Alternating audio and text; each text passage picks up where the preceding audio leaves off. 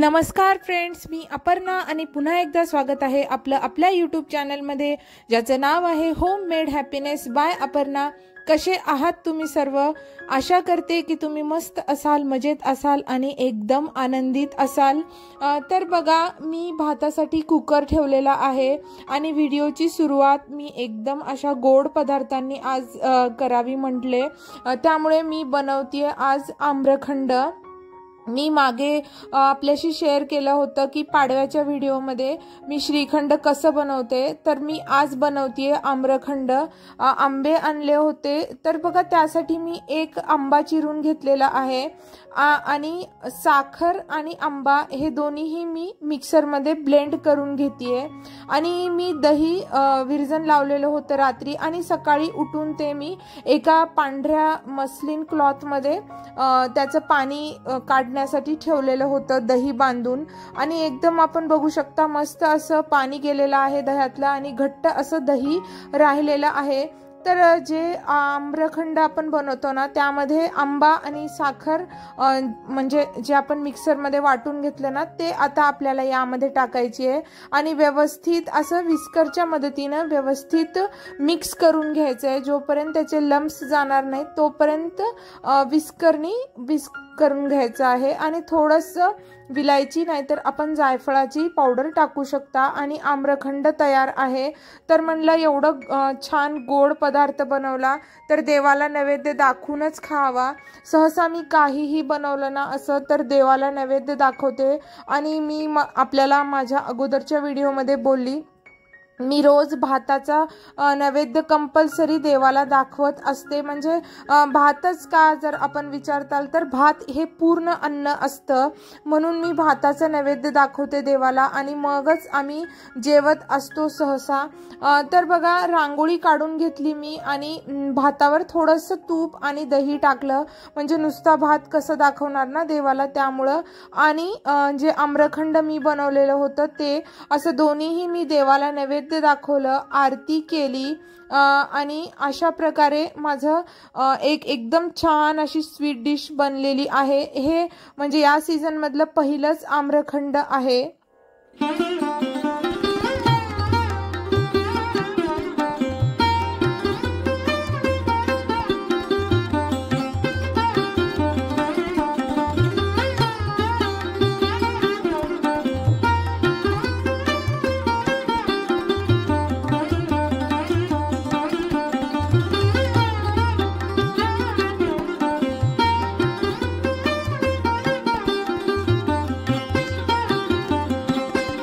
आरती झाल्यानंतर ना मी एक कापूर आणि एक लवंग रोज जाळत असते, त्यामुळे ना घरातली निगेटिव्हिटी दूर होते।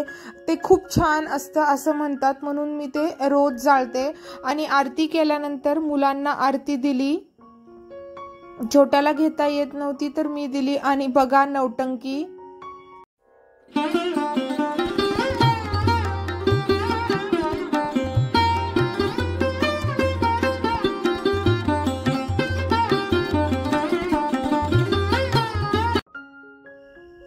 तर थोडंसं कंडेन्स्ड मिल्क राहिलं होतं, म्हणजे एक अर्धी वाटी असं असेल, तर तेही मी यामध्ये ॲड केले। तेही वेस्ट होत होतं आणि कंडेन्स्ड मिल्क टाकल्यामुळं ना एक खूप छान चव येते आम्रखंडाला असो किंवा श्रीखंडाला असो, त्यामुळे मी ते टाकले। मागेही मी आपल्याशी बोललेली की मी श्रीखंडामध्ये थोडंसं कंडेन्स्ड मिल्क टाकलं, खूप छान चव येते, त्यामुळे खरंच आपण एकदा नक्की ट्राय करा। तर मी आता बनवतेय पोहे। आज दुपारीच आम्ही पोहे खाणार आहोत, कारण की माझा आणि मिस्टरांचा दोघांचाही उपास आहे।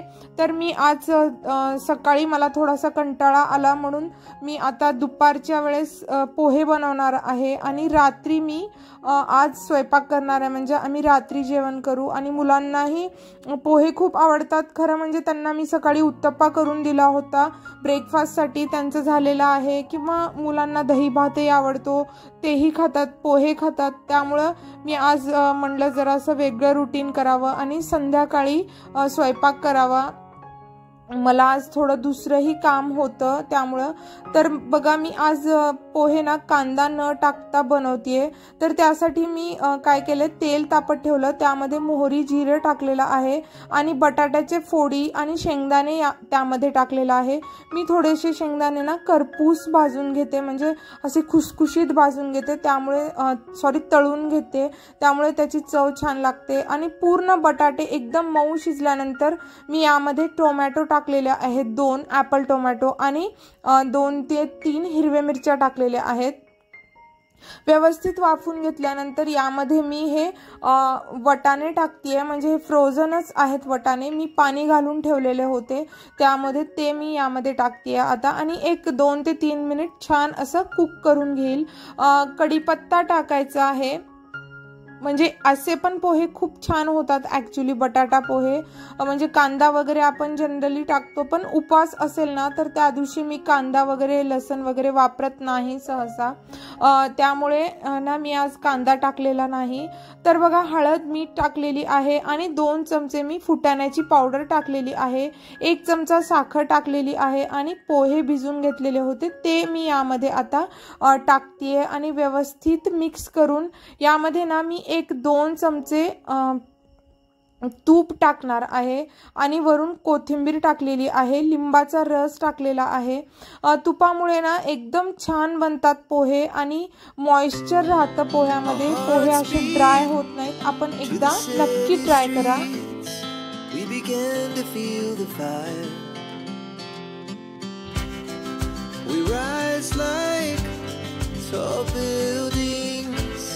As the chemicals, they take us higher.